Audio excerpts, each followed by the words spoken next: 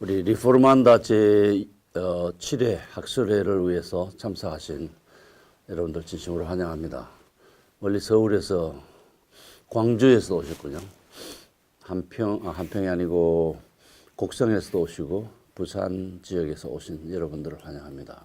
이 학술회의 패러다임을 지금 바꾸는 시도를 하고 있습니다. 우리 모이기는 우리 박사 교수님들 한 20명 모였지만 지금 이 동영상 방송을 통해서 여러분이 발표하신 그 내용이 유비쿼트 세상에 많이 확산되기 때문에 모이는 숫자에 비해서 이 내용 전달의 파급 효과는 매우 클 것으로 기대합니다. 종교개혁 500주년을 기해서 교회들이 또 여러 신학단체들이 여러 가지 행사들을 준비하고 있는데 우리 리포르만다는 한국교회의 개혁은 교리 개혁이 우선돼야 된다. 무슨 뭐 교권주의나 제도나 신학교육, 성직매매 수준의 신학교육이나 뭐 이런 것들을 지적하는 것도 중요한데 그보다는 더 진리 자체의 확실성에 대한 선언이 있어야 될 거로 생각했어요. 그래서 우리가 지난번에 이제 6회 학술회는 이신칭의의 진리성을 확고히 천명하는 모임을 가졌고 오늘은 교회 안에 서서히 잠식에 들어와서 자리를 잡고 있는 이 종교다원주의 논의를 하려고 합니다. 제가 종교다원주의와 관련해서 종교 간의 대화를 실질적으로 할 수 있는가 또 하면 어떻게 할 것인가에 대한 논문을 발표할 것이고요. 우리 정일근 교수님 불교의 종교다원주의 사상, 다불 사상에 대해서 이야기하고 그 다음에 차영원 교수님이 동학의 유불선 사상, 사실 그건 종교다원주의라기보다는 종교혼합주의인데 우리 한국 역사와 밀접히 관련이 있기 때문에 이런 맥락에서 오늘 계속해서 다루겠습니다.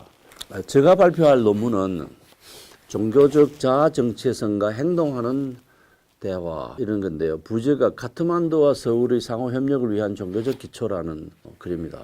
제가 며칠 후에 힌두교 국가나 다름없는 네팔이라는 나라에 가서 그 유라시아 문화 포럼이라는 단체가 주관하고 한국 정부와 네팔 정부가 후원하는 문화 행사요 학술 행사를 위해서 제가 준비한 논문을 오늘 발표합니다. 참고로 이야기 드리면 네팔은 국민 약 2,500만 명의 80%가 힌두교 신자고 10%가 불교 신자고 그래서 불교와 힌두교를 보호하는 정책을 쓰고 외국 기독교 선교사들이 들어와서 포교 활동하는 것을 제재합니다.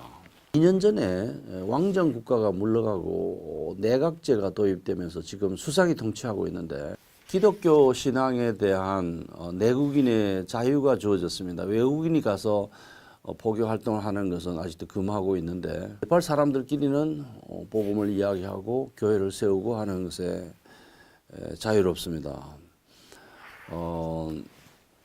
네팔이 지진이 일어나서 피해가 막심하고 특별히 그 힌두교 사원들이 많이 무너졌는데 우리 한국교회 팀들이 즉각적으로 네팔에 가서 많이 봉사활동을 해준 탓으로 기독교에 대해서 매우 우호적이라는 이야기를 들었습니다. 참고로 불교의 시원지 그 부처가 태어난 룸비니 동산이 네팔 안에 있는데 네팔의 불교 신자가 불과 10%밖에 안 된다.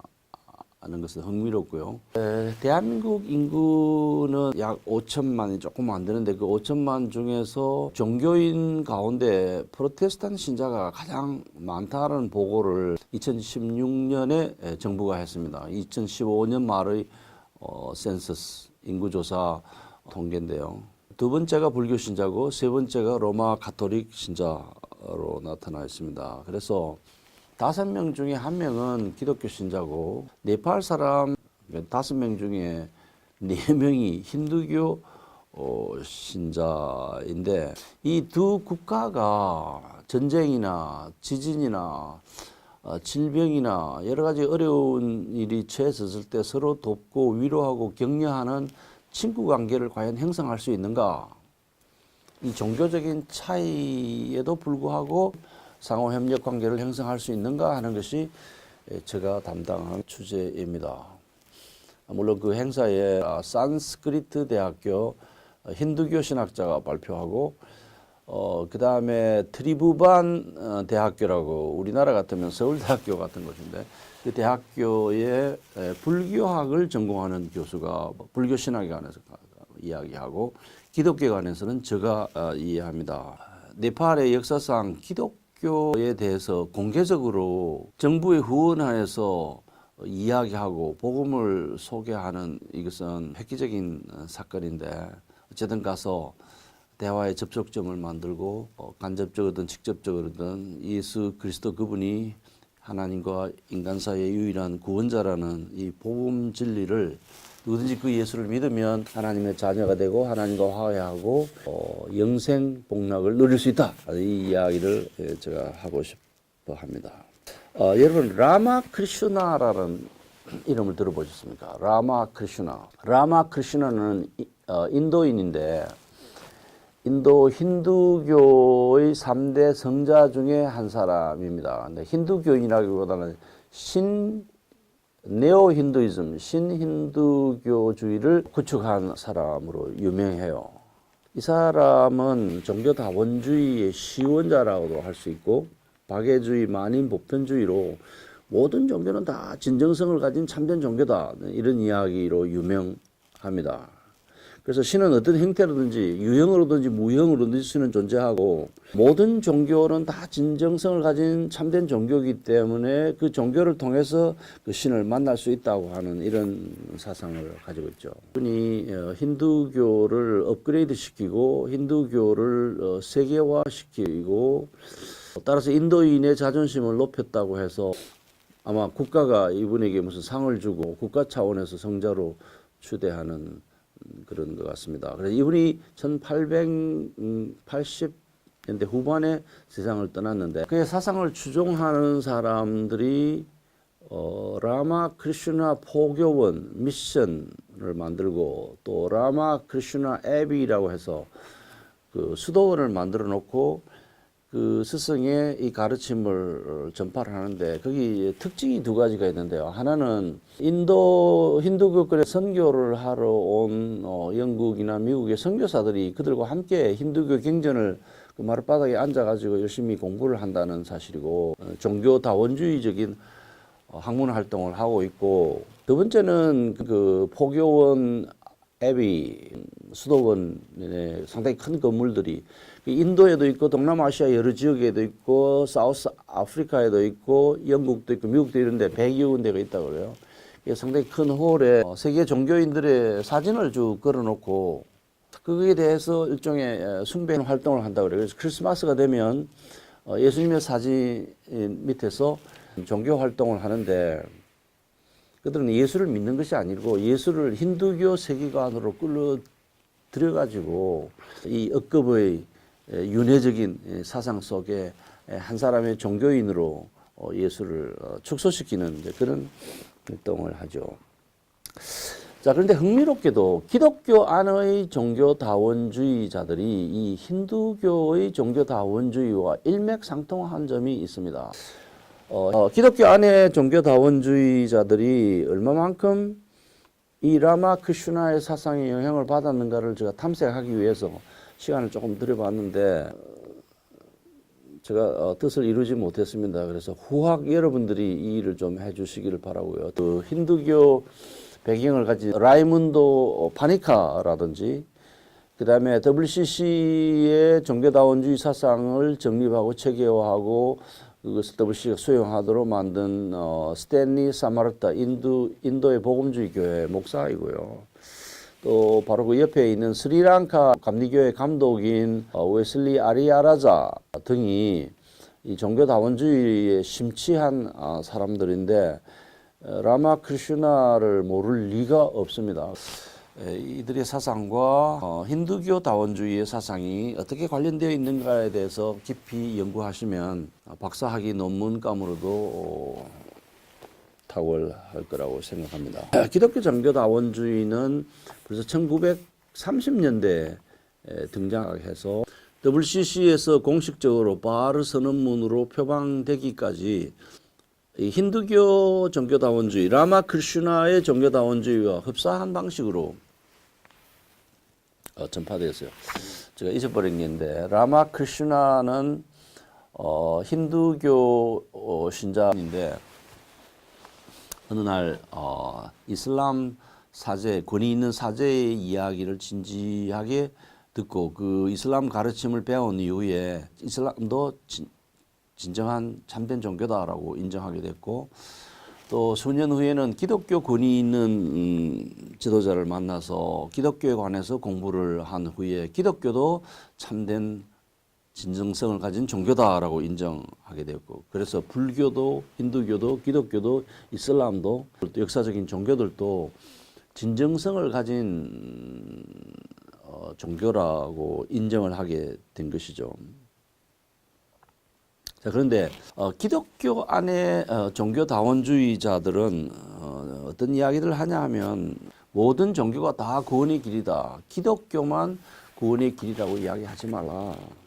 모든 종교가 궁극의 신적 실제, 이게 중요한 용어인데 Ultimate Divine Reality라고 해서 신적인 실제, 궁극의 신적인 실제를 만나는 길이다. 모든 종교가 또 동일한 길이다라고 이야기합니다. 하나님은 기독교를 통해서만 자신을 계시한 게 아니라 다른 모든 종교를 통해서 자신을 계시한다. 그래서 자기 종교의 표준을 가지고 이웃 종교가 틀렸다, 뭐 나쁘다, 구원이 있다 없다 이렇게 말하는 것은 금지해야 된다는 것이고요. 자기 종교의 신념을 가지면서도 다른 종교를 진정한 종교로 인정을 하고 받아들여라. 그 종교 안에도 구원이 있다. 하나님이 역사하신다. 이런 것이 기독교 종교다원주의자들이 하는 주장입니다. 한국인 가운데 종교다원주의로 유명한 분이 한신대학교의 김경재 박사인데요. 이분의 등정로 이론으로 유명합니다. 이름 없는 하느님이라는 책에서 이것을 이야기했는데, 등정이라는 것은 산의 정상에 올라가는 등산하는 길이 동서남북 서로 다르지만 올라가면 다 정상에 도달하듯이 불교, 이슬람, 기독교, 힌두교가 길이 다를 뿐이지 궁극의 신적 실제, 하나님에게 도달하는 길은 똑같다는 것입니다. 구원은 받는 건 다 똑같다는 것이고, 모든 종교는 역사적인 종교이고 이런 점에서 한국교회가 아주 예수님이 구원의 길이라는 배타적인 신앙을 고백하는 것은 매우 잘못된 것이라고 이제 주장을 하는데요. 신학자 라이문도 파니카, 아버지는 힌두교 신자고 인도 사람이고 어머니는 스페인 사람인데, 그래서 천주교와 이 힌두교 사상을 다 배운 이후에 잘 알려지지 않은 힌두교의 그리스도라는 책을 1964년에 발간했는데, 이 책의 초판에서는 그리스도의 유월성을 포기하지 않는데 나중에 이게 개편을 하면서 완전히 그리스도의 구원 유일주의를 포기하고 그리스도는 예수와 무관하게, 기독교와 무관하게 이미 힌두교 안에 현존하고 있었다, 오래전부터. 이런 이론을 펼쳤습니다. 이 사람은 무지개 이론으로 유명한데, 무지개가 이 햇빛이 프리즘을 통과하면 빨주, 노초, 파남보 7가지 색깔로 바뀌는데, 이 7가지 색깔이 각각의 종교와 마찬가지로 그 종교가 색깔은 다 다르지만 결국은 하나의 빛으로, 태양빛으로 전환될 수 있는 것처럼 모든 종교는 사실은 다 그 신에게 이르는, 하나님을 만날 수 있는, 구원을 받을 수 있는 길이라고 주장을 하였습니다. 자, 그런데 우리 한국의 5사람 중에 1명이 기독교 신자고, 한국에 기독교가 들어온 것은 여기 프로테스탄트를 이야기합니다. 1800년대 말인데 약 130년, 140년 전에 개신교가 들어왔고, 372년 고구려 소스림왕 시대에 불교가, 외래 종교인 불교가 도입된 후에 불교가 무려 약 1500년 동안 종교적인 영향을 미쳐왔습니다. 1500년 동안 우리는 참 가난하게 살았고 힘들게 살았는데, 마침 한국 경제가 부흥하고 문화적으로 발전하고 의식이 꽃피어나고 체육, 의료, 학문 모든 분야에서 발전하는 이 시기에 기독교도 발전했어요. 그래서 한국의 기독교 신자들은 하나님이 복을 주셔서 이렇게 발전했다. 산에 올라가가지고 철야 기도하고 남편의 사업이 잘 되도록 나무를 붙잡고 밤새 기도하는 그 아주머니들의 기도를 하나님이 들으시고 복을 주셨다. 저도 이제 그렇게 생각하죠. 한국이 아직도 자살률이 높고 행복지수가 낮은 이런 등에 대해서는 물론 무관심한 건 아니지만은 그럼에도 불구하고 하나님이 복을 주어서 대한민국이 굉장히 잘 살게 됐다라는 것인데, 대한민국이 어느 정도로 잘 사냐 하면 네팔에 비해서 제가 단순하게 생각할 때 10배 정도 잘 삽니다. 여러 면에서. 우리 한국에 있는 기독교인들은 종교다원주의를 환영하지 않습니다. 예수 그리스도 그분이 구원의 유일한 길이라고 믿습니다. 하나님과 인간 사이에 유일한 중보자는 예수님 뿐이라고 믿어요. 종교다원주의를 환영하지 않습니다. 한국교회 안에 종교다원주의자들이 없잖아 있겠지만 제 생각에 1000명에 1명도 되지 않을 것으로 생각합니다. 한국의 기독교인들은 교파를 초월해서 대부분 사도신경이 이야기하는 삼위일체 하나님, 한 분 하나님, 하나님의 천지창조, 하나님의 성육신, 그리고 참 인간이고 참 사람이신 예수 그리스도의 대속사역, 그 다음에 그분의 죽으심과 부활, 그리고 장차 있을 심판에 대해서 믿고, 이 예수 그리스도를 믿으면 구원을 받는다는 이 신칭의 신앙을 대체로 고백하고 있습니다. 그 예수를 믿는 것도 그 믿음조차도 하나님이 주신 선물이라고 믿는 개혁 신학 전통을 따르는 신자들이 절대 다수이죠. 그리고 하나님께서 인간의 한계성을 인식하시고 하나님이 인류 가운데서 이스라엘 민족을 택하시고 그 민족의 역사를 통해서 자신을 계시하시고 아브라함과 다윗의 자손 예수 그리스도의 계보를 통해서 구원자를 이 땅에 보내주시고, 그 예수님이 하신 말씀이 곧 하나님의 말씀이고, 하나님은 또 선지자와 사도들을 세우셔서 그 하나님의 말씀을 대언하게 하시고 그것을 기록한 것이 성경 66권에 기록되어져 있어서 성경이 곧 하나님 말씀이다라는 이런 진리들을 고백합니다. 그래서 자, 이런 신앙을 고백하는 기독교인과 힌두교 신자가 종교 간의 대화를 할 수 있는가? 예, 할 수 있죠. 그것은 종교적 자기 정체성을 포기하라고 강요하지 않는 범위 안에서 협력하고 대화하고 친구가 될 수 있습니다. 인류의 평화, 종족 간의 또는 국가 간의 화목, 조화, 협동, 상호 존중, 종교적 자기 정체성을 기독교인을 향해서 당신은 예수만이 구원의 유일한 길이라고 하는 그걸 버리시오, 이런 요구를 하지 않는 상태에서 서로의 돕고 대화하고 친구가 되는 것이 바람직하다는 그런 이야기죠. 상호 존중은 좋은 친구 관계가 되도록 만드는 기본적인 태도입니다. 서로를 존중해 주다. 물론 그 종교가 믿는 그 진리 체계나 신념이나 어떤 그 안에서 일어나고 있는 어떤 역사들을 다 존중하는 그런 뜻은 아니죠. 인간으로서 한 민족이나 한 국가가 선호하는 종교에 대해서 예의를 갖추고 그들이 어렵고 기근으로 전쟁으로 지진으로 피해를 입었을 때 신속히 도움을 줘서 마음을 얻고, 또 한국도 지금 지진 안전지대가 아니잖아요. 그래서 우리가 어려울 때 그들이 찾아와서 위로하고 친구가 되어주고, 그래서 친구가 중요한 것은 단지 물질적인 도움을 주기 때문만이 아니라 위로하고 격려하고 용기를 주고, 어쩌면 가장 중요한 것은 희망을 심어줘서 그 어려움을 극복하고 다시 일어서게 만들어준다는 점에서 친구는 매우 중요합니다. 제가 강조하는 것은 서로 존중하는 가운데서 무슨 일이 벌어졌을 때 긴급히 도와줄 수 있는 이 협력 시스템을 평소에 잘 구축해 놔야 된다는 것이요. 평소에 힌두 국가와 기독교 국가 사이에 서울과 카트만두 사이에 이 좋은 연대 친분 시스템을 확립을 하고 구축을 해 놓을 필요가 있다. 이런 이야기를 드린 것입니다. 타 종교인들을 대할 때 예의를 갖추고 그들과 대화하고 서로 좋은 친분 관계를 유지할 수 있도록 우리가 관심을 가지고 서로 노력을 해야 된다는 것이 제가 발표하는 논문의 요지입니다.